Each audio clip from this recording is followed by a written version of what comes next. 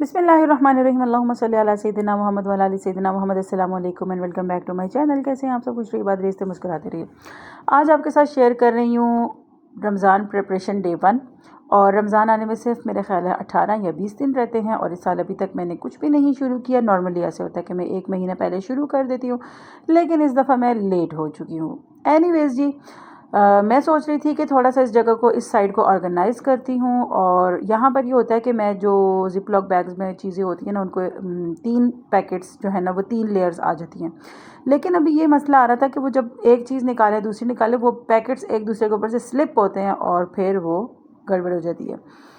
तो अभी फ़िलहाल मैंने इसकी इस तरह से कटिंग करके रखी थी, लेकिन इसने जो है ना मेरा स्पेस खा लिया था। तो मैंने सोचा कि चलो भाई, इसको बाद में सेट कर लेंगे। लेकिन अभी जो है मुझे इन चीज़ों को डीफ्रॉस्ट होने से बचाना था। इस वजह से मैंने एक साइड से बर्फ़ सारी स्क्रैप करके, ये जो चीज़ें थी, टमाटर थे, करेले थे, थोड़ी सी क्रश की हुई मूली थी पराठों के लिए, और उसके अलावा मटर वगैरह, वो मैंने साइड पे रख दी थी। और जो दूसरी साइड थी उसके ऊपर मैंने जो आज चिकन मंगवाई थी, चिकन जो है इस वक्त आई थिंक 600 रुपये चल रहा है। तो मैंने आज सुबह सुबह उठ के ना सबसे पहले चिकन मंगवा ली थी, चिकन ब्रेस्ट भी और चिकन दूसरी भी, टांगों वाली भी, हाँ, जिसको गोल्डन पीस कहते हैं। तो मैंने फिर उसको ना यहाँ पर रख दिया था एक साइड पे, ताकि ये ख़राब भी ना हो। और फ्रीज़र जो है वो भी ठंडा है और मैंने इसमें पानी वगैरह कुछ भी नहीं डाला। तो मैंने सोचा कि इसको सेव करने के लिए फ़िलहाल यहाँ रख देते हैं, ताकि बाहर मैस भी ना क्रिएट हो और ये भी सेव हो जाए। इसके बाद जी, ये जो दूसरी साइड है बर्फ़ वाली, उसके ऊपर से मैंने बर्फ़ खरीदनी है। अच्छा, एक और चीज़ आपके साथ शेयर कर दूं कि ये जो पहले से आपका फ्रीज़ हुआ हुआ गोश्त होता है ना, उसको बाहर कभी भी नहीं छोड़ते। अगर आप फ्रीज़र वगैरह साफ़ करें तो एक साइड साफ़ करके पहले उसको वहाँ रखें, फिर उसके बाद दूसरी साइड साफ़ करें, जैसे कि अभी मैंने किया। एनीवेज जी, फिर ये देख सकते हैं आपके एक टच के साथ ये जो है स्क्रैपर से बर्फ़ उतर रही है। उसका रीज़न ये है कि मैं लगाती हूँ अपने फ्रिज में ग्लिसरीन। कैसे लगाती हूँ आगे आपके साथ शेयर करूँगी।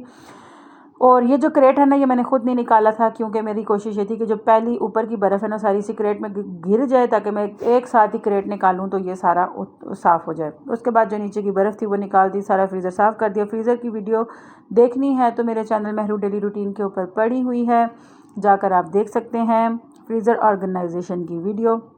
उसके बाद जिसकी सफाई की, अगर यहाँ पर ये सब कुछ डालती ना, फिर मेरी वीडियो बहुत लंबी हो जाती। तो फिर उसके बाद सफाई करके उसको सारा सुखा के अच्छे तरीके से अब मैं लगा रही हूँ ग्लिसरीन। ये ग्लिसरीन है 70 रुपीज़ की, ये बॉटल आती है इंतहाई। ये जो है ना ग्लिसरीन प्लस होती है, बहुत मोटी होती है, थिक होती है। आप कोई भी ग्लिसरीन लगा सकते हैं, मकसद ग्लिसरीन लगाने से है। उसके बाद जी, इस तरह से इसको पूरे जो फ्रीज़र है ना, इसके अंदर स्प्रेड कर दिया, अच्छे से फैला दिया। सारी जितना एरिया आपको सिल्वर नज़र आ रहा है ना, एक एक कोने, एक एक खुदरे में मैंने ग्लिसरीन लगा दी है।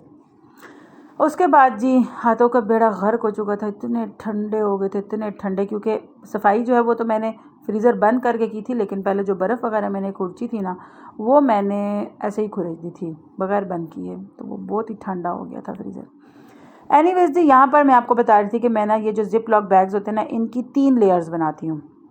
अब ये हो रहा था कि जो मैंने एक क्रेट काटा था ना इसको ऑर्गेनाइज़ करने के लिए, उसने ना मेरा स्पेस खा लिया था। मैंने एक और जुगाड़ लगाया। मैंने कहा रुको भाई साहब, अभी मैं आपको बताती हूँ।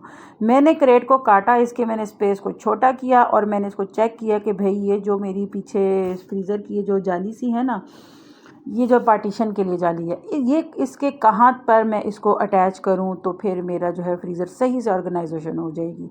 तो मैंने फिर ये जुगाड़ लगाया कि ये जो ज़िप्स होते हैं ना, इसको मैंने काउंट किया और मैंने देखा कि दोनों साइड से कितनी कितनी स्पेस बाकी आ रही है, और मैंने इन ज़िप्स के साथ ना इसको अटैच कर लिया इस तरह से। ये एक साइड मैंने पहले अटैच कर ली ताकि आपको दिखाने में आसानी हो जाए। और फिर उसके बाद ना ये जो इसकी पीछे की लाइंस है, इसके साथ आपने करना है तो कर ले, नहीं करना तो बड़े लोगों को लग रहा होगा कि यार क्या बेवकूफ़ औरत है, कैसी ऑर्गेनाइजेशन कर रही है। लेकिन जो है ना, मैंने यही जुगाड़ लगा लगा के ना अपनी ज़िंदगी को आसान बनाया। एनीवेज जी, ये क्रेट काट के मैंने इस तरह से इसको ऑर्गेनाइज़ कर लिया। और जनाब, ये इस तरह से ऑर्गेनाइज़ हो गया है इजीली। और ये देखिए, बिल्कुल इसके साथ मैंने इसको अटैच कर दिया। अब ये कहीं भी हिलेगा नहीं और अल्हम्दुलिल्लाह मेरा डीप फ्रीज़र बिल्कुल ऑर्गेनाइज़ हो जाएगा। तो ये इस तरह से सेट हो गया है। अब मैं बेफिक्र होकर इसके अंदर चीज़ें रख दूँगी। ये जो सेंटर पार्ट है ना, इसमें मैंने रखने हैं। अच्छा, ये जो मेरे मटर है ना, ये साल सर्दियों के स्टार्ट में मैंने छील के साफ़ करके सेट किए थे, मतलब क्या बोलते हैं यार, सेव किए थे। और अभी जो है ना, कुछ जो मटर हैं वो आज फिर मैंने बैठ के साफ़ करने हैं इंशाल्लाह। लेकिन पहले जो है मैं अपना चिकन का काम ख़त्म करूँगी, उसके बाद फिर मैं अपना बाकी काम करूँगी। एनीवेज जी, फ्रीज़र की ऑर्गेनाइजेशन हो गई है अल्हम्दुलिल्लाह। अच्छा, जो मेरी पुरानी वीडियोस है ना, उसमें आप देखेंगे कि मैंने नीचे बीफ को सेट किया हुआ होता है, ऊपर मटन होता है, ऊपर चिकन होता है। लेकिन अभी मुझे रमज़ान के लिए स्पेस खाली करना था और बीफ जो है वो बहुत ही थोड़ा सा था और रमज़ान में बिल्कुल बीफ वगैरह का इस्तेमाल नहीं होता घर में, तो मैंने इस वजह से बीफ अरेंज भी नहीं किया था। और मटन जो है वो थोड़ा सा पड़ा हुआ था मेरे पास, तो मैंने मटन और बीफ को जो है वो एक ही क्रेट में इकट्ठा कर दिया था। और फिर इसके ऊपर वाला जो मेरा वो है ना क्रेट, उसमें मैंने डालना है सारा चिकन, ताकि उसकी एक्सेस में भी आसानी और रमज़ान में यूज़ भी ज़्यादा यही होता है। तो फिर मैंने इस वजह से इसके अंदर चिकन ला के रख दी थी। और कुछ जो है वो चिकन पुरानी वाली थी, एक दो पैकेट पुराने थे, बाकी जो वो सारा नया चिकन अभी आज जो मैंने मंगवा के साफ़ किया था वो था। और फिर इस तरह से जो है ना इसको मैंने ऑर्गेनाइज़ किया। और यूँ रमज़ान मुबारक की तैयारी का जो मेरा फ़र्स्ट डे था वो अल्हम्दुलिल्लाह फ़र्स्ट स्टेप में कामयाब हो गई हूँ मैं, क्योंकि मैंने सबसे पहले जो है वो फ्रीज़र की सफ़ाई करनी होती है। और ये देखिए कि इतनी क्विकली मैंने सफ़ाई की थी कि मेरा जो लास्ट पैकेट समोसों का पड़ा हुआ था वो अभी तक डिफ्रॉस्ट नहीं हुआ है। और मज़े की चीज़ बात यह है कि जो मेरे बच्चों के लंच बॉक्स की जो आइटम्स है ना, उनमें भी ये लास्ट ही पैकेट पड़ा है। और अब अल्हम्दुलिल्लाह ऊपर से मेरी रमज़ान की तैयारी हो जाएगी, तो अल्हम्दुलिल्लाह वहाँ से भी मुझे किसी किस्म की प्रॉब्लम नहीं आएगी कि बच्चों को लंच बॉक्स में क्या देना है और दिस एंड दैट। और बहुत से लोग यहाँ पर ये कहेंगे कि जी रमज़ान खाने के लिए नहीं आता, रमज़ान इबादत के लिए आता है। तो हमें माओ को पता होता है कि हमने कैसे मैनेज करना है। घर में नए नए यंग हुए हुए बच्चे होते हैं जिन्होंने रोज़े रखने होते हैं, जिन पे नए कर्ज हुए हुए होते हैं, तो लाजमी बात है उनकी दिलजोई के लिए तो हम माओ को ये काम करने ही पड़ते हैं। एनीवेज, ये अंदर आने के बाद मैंने सबसे पहले चिकन जो बाकी बच गया था उसको धोया, फिर उसके बाद मैंने अंदर वाला फ्रिज साफ़ किया अपना। यूँ एक बड़ा काम अल्हम्दुलिल्लाह मेरा ख़त्म हुआ। लास्ट पर ये जो छिछड़े थे सारे ला के मैंने यूँ दीवार पर फैला दिए, क्योंकि बहुत सारी बिल्लियाँ जो हैं वो दिन में यहाँ से गुजर जाती हैं और बहुत सारी जो हैं वो इर्द गिर्द में कौवे वगैरह होते हैं और वो आकर इन छिछड़ों वगैरह को खा लेते हैं। तो यूँ कोई भी चीज़ वेस्ट नहीं होती अल्हम्दुलिल्लाह। इसके बाद आगे आपको दिखाऊंगी कि जो हड्डियाँ मैंने डीबोन की वो क्या की। साथ ही मेरी बेटी को मैंने कहा चलो यार नमाज़ पढ़ो और तुम ज़रा पंखे और लाइटें तो साफ़ करो, क्योंकि अब डे बाय डे एक एक करके ना ये चीज़ें भी तो हमें साफ़ करनी है। रमज़ान में फिर इतना काम तो नहीं हो पाता ईद से पहले। एनीवेज जी, अल्हम्दुलिल्लाह आज ये दो बड़े मेजर काम, एक मेरे लाउंज की सफ़ाई, दूसरा मेरे फ्रीज़र की ऑर्गेनाइजेशन, फ्रिज की सफ़ाई उसकी ऑर्गेनाइजेशन, और साथ में ये बहुत सारी पालक और मटर वगैरह जो है वो साफ़ होने का काम हो गया है। अभी मज़ीद आगे वीडियो है, आप देखिए मैं मज़ीद आगे क्या करूँगी, क्योंकि आज मैं बहुत सारी सब्ज़ी लेकर आई हूँ, तो वो सारे काम आज आपके साथ शेयर करूँगी। तो सब्ज़ी साफ़ करते वीडियो बनाते बनाते मेरे फ़ोन ने बिल्कुल जवाब दे दिया था। मैंने कहा इससे पहले ये बेचारा मर जाए मैं इसको चार्ज पे लगा देती हूँ। चार्ज पे फ़ोन लगाया, ख़ुद चाय शाय पी, थोड़ा सा रेस्ट मारा, उसके बाद फिर से आ गई किचन में। और यहाँ पे मैंने टमाटरों का क्रेट मंगवा के रखा हुआ था, उसको मैंने सारा जो है टमाटर निकाल के नीचे बेसन में डाल दिया। और इसमें माशाल्लाह पूरे क्रेट में ना सही लाल लाल टमाटर थे। मैंने अपने हस्बैंड से कहा था अच्छे से लाल पके हुए टमाटर लीजिएगा। और फिर जो माशाल्लाह ये भी अच्छी बात थी इसमें कि जो पूरा क्रेट था ना, इसमें 7 से 8 टमाटर जो हैं वो ख़राब निकले थे, बाकी माशाल्लाह पूरा क्रेट बहुत अच्छा साफ़ सुथरा निकला था ना, क्योंकि मौसम भी आजकल ज़रा अच्छा चल रहा है। तो ये वाला जो क्रेट था ना, ये मुझे दूसरे क्रेट के मुकाबले में थोड़ा सा रीज़नेबल भी पड़ा था। तो मैंने इस तरह जी इसको सारा जो है वो खाली कर लिया नीचे बेसन में डालने के बाद मैंने नीचे से बेसन का जो होल है उसको बंद कर दिया ताकि यहाँ से पानी ना जाए। और इसको मैंने एज अ टप बना लिया अपने बेसन को, और इसमें मैंने डाल दिया नमक ढेर सारा, तकरीबन 3 से 4 टेबल स्पून। उसके बाद मैंने इसको सही अच्छे तरीके से ना कर लूँगी, मल लूँगी, और फिर टमाटरों को सब अच्छे तरीके से साफ़ कर लूँगी। काफ़ी टमाटर ऐसे भी थे जिनके ऊपर थोड़ी बहुत मट्टी शट्टी लगी हुई थी, उनको मैंने सारे टमाटरों को तकरीबन मैंने एक दफ़ा मल लिया था। उसके बाद मैंने ना एक पानी इसमें से गिरा के फिर दूसरा पानी मैंने इसमें भर लिया था, ताकि जो गंदगी वाला पानी है वो चला जाए और साफ़ पानी मेरे पास रह जाए। उसके बाद जी मैंने टमाटरों की जो ऊपर वाला गोल हिस्सा होता है ना, उसको काट काट के यहाँ पे टमाटरों को आधा आधा करके पतीले में डालना शुरू कर दिया था। ये बड़ा पतीला है, इसमें मैं अक्सर केचप बनाती होती हूँ। हर 2 से 3 महीने के बाद मेरे घर केचप बनता है। माशाल्लाह बच्चे हैं, बच्चे बहुत शौक़ से केचप खाते हैं। इसके अलावा भी बहुत सारी चीज़ों में केचप यूज़ होता है, तो मुझे केचप की ज़रूरत पड़ती है और मैं बाज़ार का केचप बिल्कुल भी इस्तेमाल नहीं करती। तो इस पतीले में तकरीबन 7.5 से 8 केजी टमाटर जो है वो ईज़िली आ जाता है।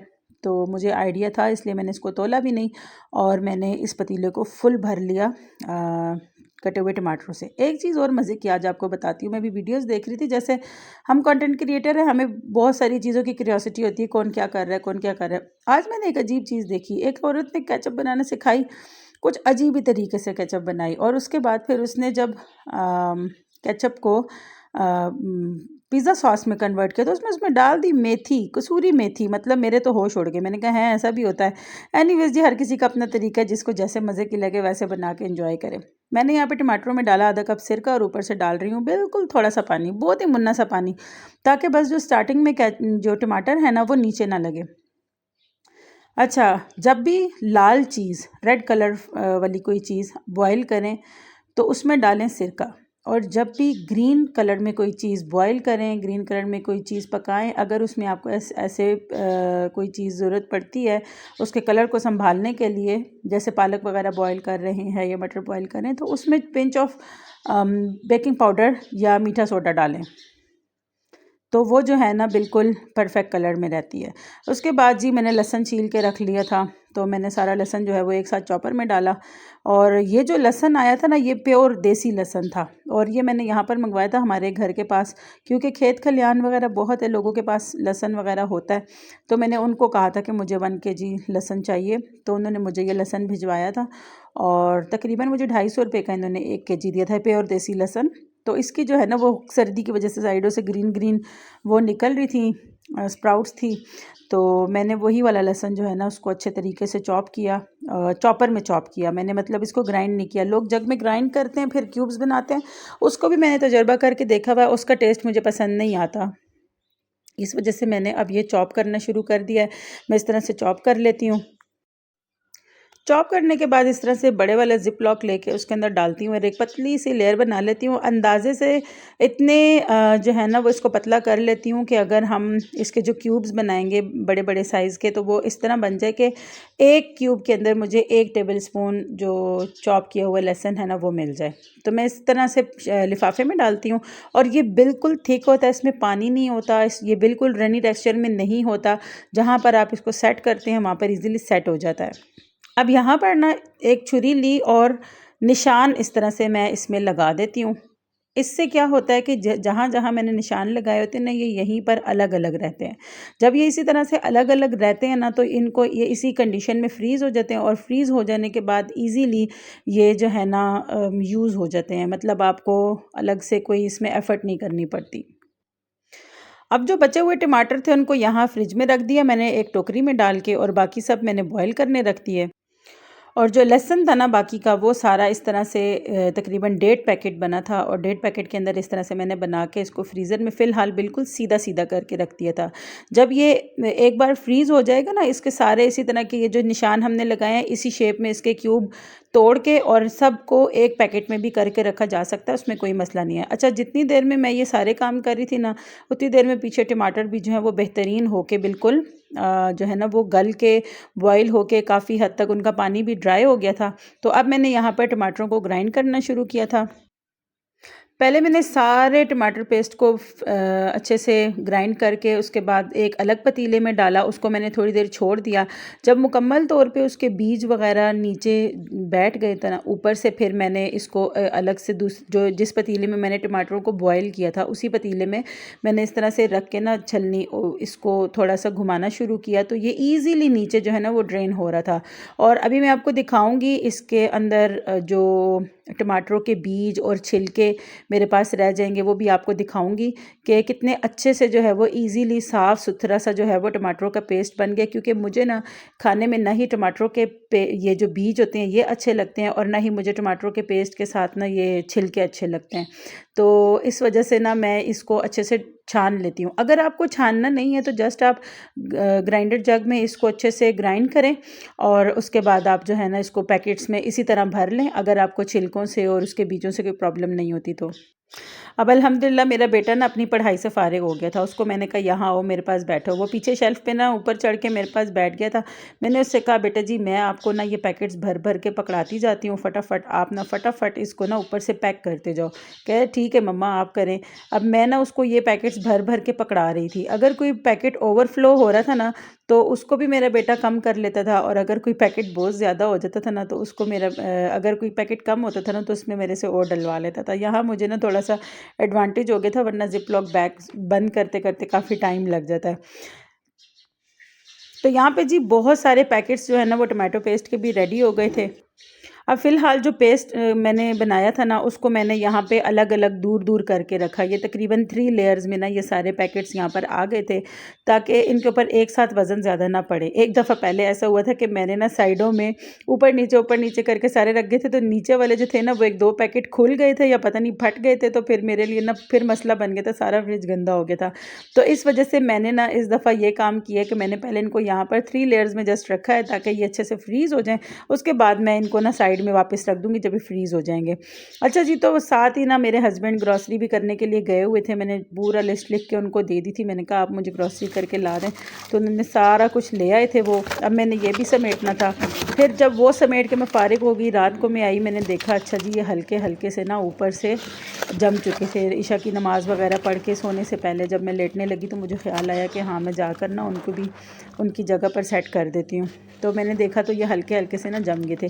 अब जो ज़्यादा जमे हुए थे ना, जिनके फटने का या निकलने का ख़तरा नहीं था, उनको मैंने नीचे रख दिया, और जो बिल्कुल ही नरम नरम से थे ना, उनको मैंने ऊपर ऊपर रखा। उससे ये फ़ायदा होगा कि नीचे वाला कोई भी पैकेट फटने का मुझे ख़दशा नहीं रहेगा।